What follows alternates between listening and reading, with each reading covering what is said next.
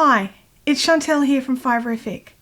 As I'm filming this, there is still just over a month until Christmas. Now, those of you who follow me on social media may be fully aware of how I feel about preemptive or premature decorating. And then look, Christmassy things. Now you will notice I'm not wearing a Christmas t-shirt. I do not have my elf hat on. I have no ears. Nothing. They're going to come, trust me. Between now and Christmas, there will be Christmasified me. But something as crafters, we have to do things just that little bit sooner. So if we want crafted Christmas decorations, we can't wait until December to start. We can't wait until December the 23rd to start, which is about when I tend to decorate the house. Because I like to leave things till the last minute. That's kind of what I do. Hello deadlines. What I wanted to do today, it's a crochet thing. Now I have basic baubles that I picked up from Big W. Now I don't know what measurement they are because I didn't measure them. They're just the ones in the tube for $3, and I got one in a green tube and a red tube and a silver tube, and just covered them. In the down below in the comments area will be a link to my website that will get you the pattern to cover these baubles. We will go through some of the stitches, a little bit of the work as we change down to our over the hand shots, but I probably will not be going through the entire pattern because it's very, once you get going, you'll get it. You won't need me to hold your hand all the way through. But if you have any questions, feel free to ask, honestly. So these ones will be much easier because we tend to make a little sack that we can drop them into and then just cinch it. Now, if you think these are cute, which I hope you do because I had a lot of fun doing them myself, and I've got maybe another 30 balls to do to, you know, get my household ready. I just used scraps of yarn that I already had now. I didn't go out and buy anything particular. So this one was made using this 8-ply cotton, 8-ply acrylic that I grabbed from, I think, Big W or Spotlight. And it takes just scrap amounts, just absolute scrap amounts, because I'd use this for another project. I've used it on this one. Then I had some mohair lying around, or I don't think it's real mohair. I think this is fake mohair, which is why it was still lying around. But it covered this green ball, so cute. And it's made it a little bit fluffy, a little bit textured. I love that one. Hang on, we'll just move these guys back into their spots. And you can pretty much make it out of whatever. I did this one out of some cotton. Now I will put patterns in the down below for these. Now what we're going to work on in our video is something a little different. You all know I'm a little bit on a giant thing kick. And can you see that thing over my shoulder over there? We're going to do that. We're going to make a big bauble. This one here. This uses one of these 200 balls from Big W. This is one of the $3 balls. I didn't bother going with the licensed. I just grabbed whatever. This one here is a purple and white striped one, and you can't really tell too much.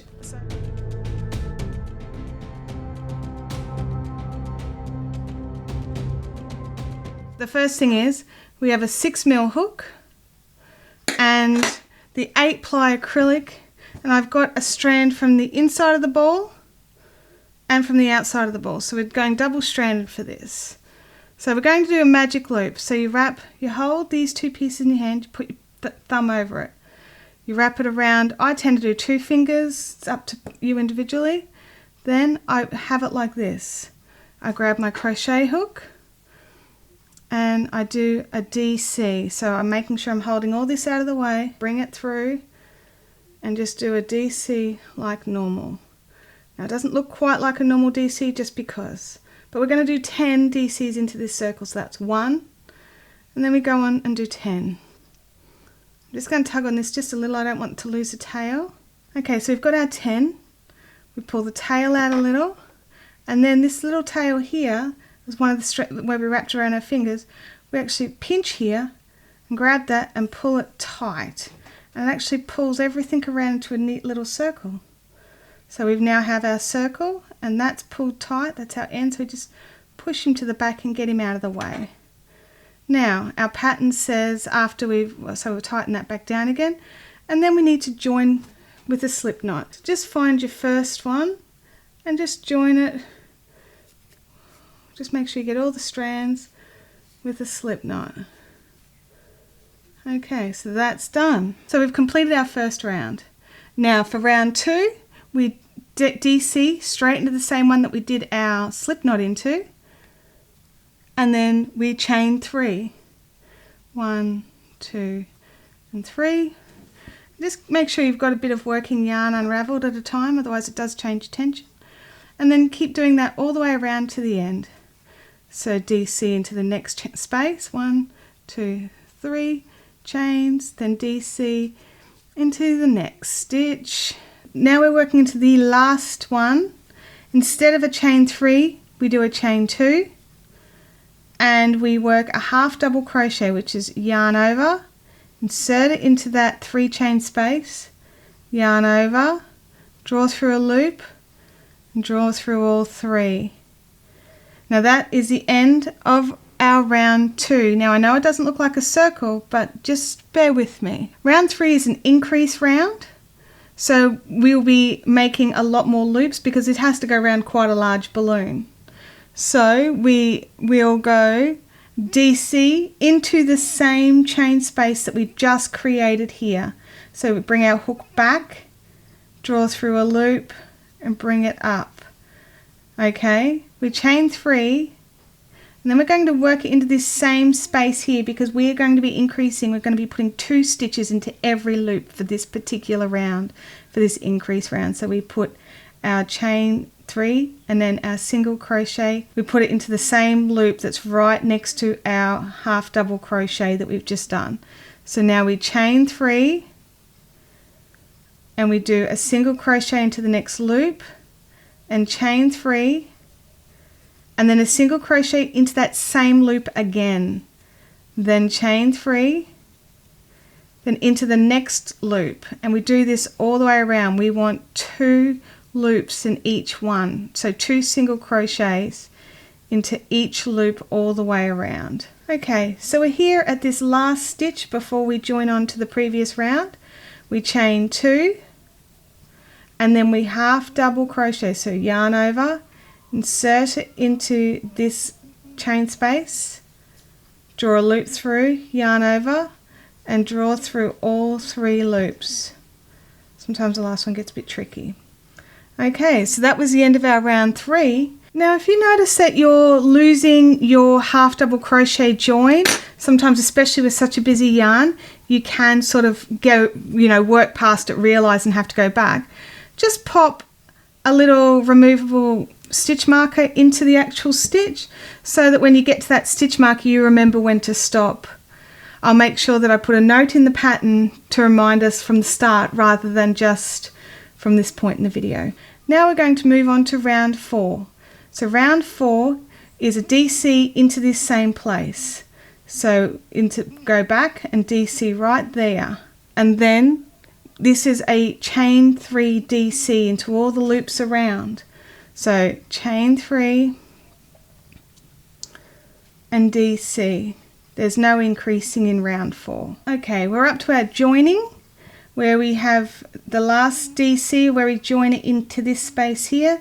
So we want to do 2 chains at the end and then yarn over, insert it, yarn over, draw it through and draw through all of them. And this is what the end of round 4 will look like. So you'll deviate between round 3s and round 4s, just follow the pattern, it'll tell you what you need to do. So then after you finish row 10, we'll join back together and I'll show you how to do the decreases. Okay, we've done row 10.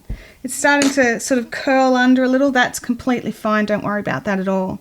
We do want it to do that. So for row 11, we start off with our DC back in the loop behind us.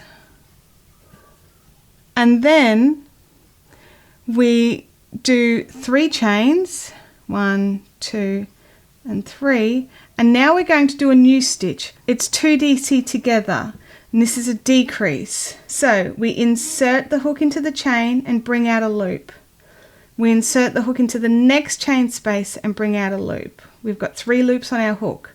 Yarn over and draw through all 3. Just looks like a really large sort of extra legged single crochet.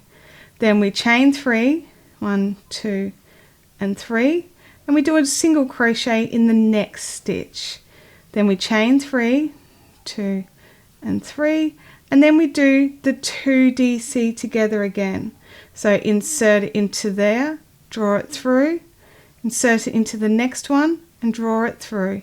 Yarn over, draw through all 3, and it pulls them together. Then chain 3 and then single crochet. Now you're going to do that all the way around back to your join. So we've gotten around to the end of the round, and we just want to go, that's a double crochet there, a 2 crochet together there, and then we want the 2 chains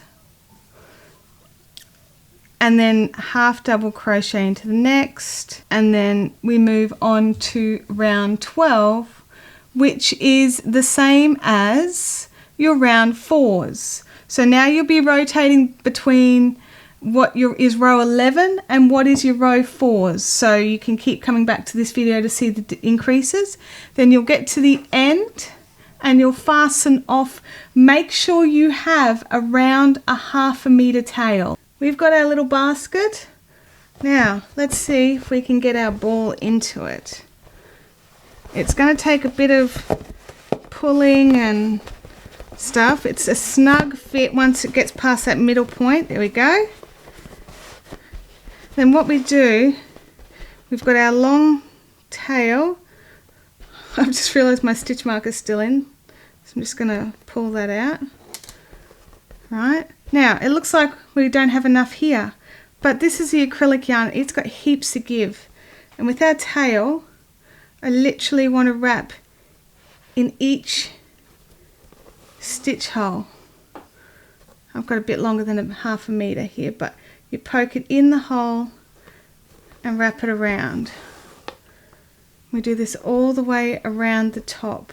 Now this means, because of how we're creating this means that it's actually not that difficult, not too difficult, to take the ball out and give it to someone to kick around or what have you, so that you don't actually have to store these all year long with a massive big ball in them. You can get, you know, new balls each year or something like that if you want to give it a try. So I have 7 of these balls that I bought. The guy at Big W thought I was a bit weird.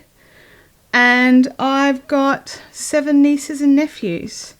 So I'm hoping that I'll be able to offload these to the kids. Now I've just about come back around to the other side. I do just want to make sure I do get that same one a second time.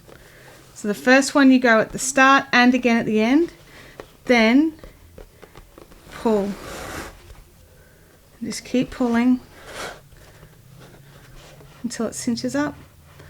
Then I would tie just a slip knot,